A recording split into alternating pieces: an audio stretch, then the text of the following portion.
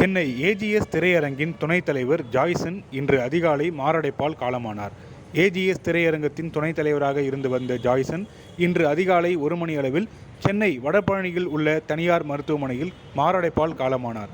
அவருக்கு வயது 41. மறைந்த ஜாய்சனின் உடல் அவரது சொந்த மாவட்டமான கன்னியாகுமரி மாவட்டத்தில் நல்லடக்கம் செய்யப்பட்டுள்ளது.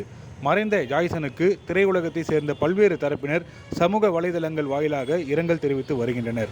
இயக்குனர் வெங்கட் பிரபு பதிவிட்டுள்ள இரங்கல் செய்தியில், ஏஜிஎஸ் தயாரிப்பு நிறுவனத்திற்காக தான் படம் இயக்க வேண்டும் என்று ஜாய்சன் மிகவும் விரும்பியதாக தெரிவித்துள்ளார்.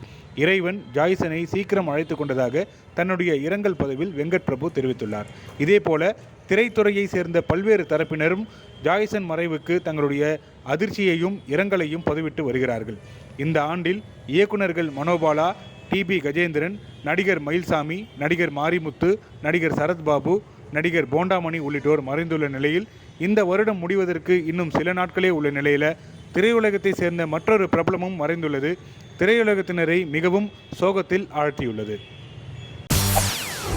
செய்திகளை உடனுக்குடன் தெரிந்து கொள்ள உடனே சப்ஸ்கிரைப் பண்ணுங்க.